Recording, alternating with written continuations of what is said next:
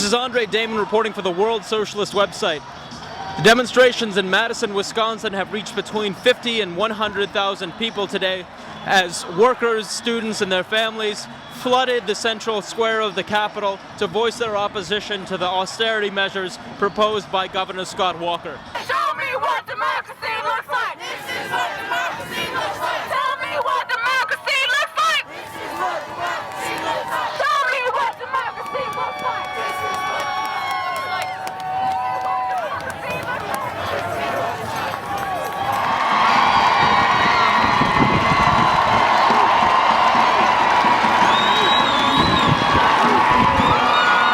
I work for the Green Bay Public Schools. I'm a service steam fitter.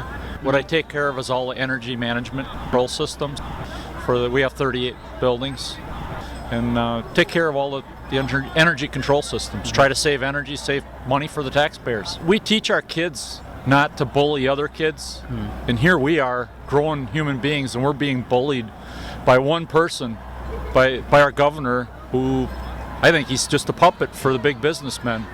I can see the support. There's just thousands of people here, and we're not going to go away.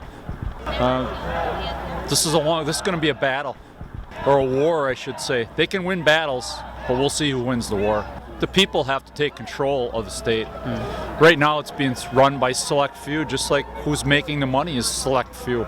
Top 2%'s making the money. We teach in a small town in Highland, Wisconsin, a little bit north of Platteville. Governor Walker is proposing to cut $500 that currently go to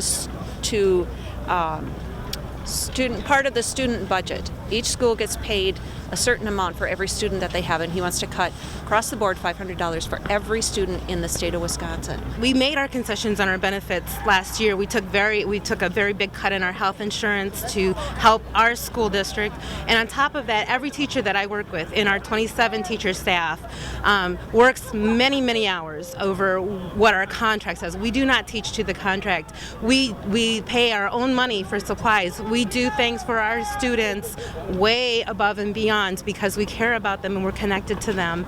Our basic rights are still at stake. The basic rights of the Egyptian were at stake, and they stood up for what they believed in. All the union people here, and we're not just all teachers. We have nurses, we have firefighters, we have Parents. Construction workers, we have students walking around the square right now. We're standing up for something that is fundamentally right. Watch what happens in Wisconsin. Yeah. It's going to set the tone for a lot of other states that are looking at the same thing right now.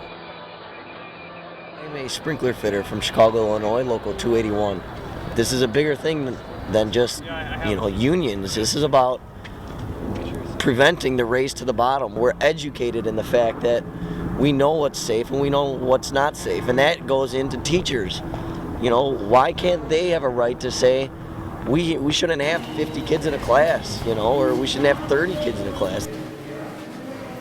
All the way up until 1980, our top income tax rate, I believe it was at 72%, I believe, on the wealthiest of people in our country. And when Reagan came in, he lowered that tax rate to, I believe, 28%.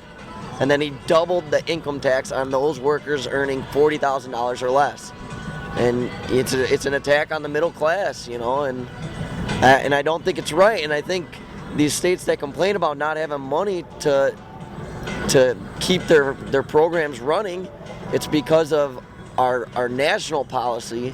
I think the rich pay way too little in taxes. The concept of giving them tax breaks to create jobs doesn't work. I see this as a nationwide movement that has just begun. I hate to say it's a good thing that it happened and that this got brought up, but I think he really truly did wake up, a sleeping giant. People have been divided for too long, and we've been complacent. You can't get complacent, and it's time to stand up and fight for our rights.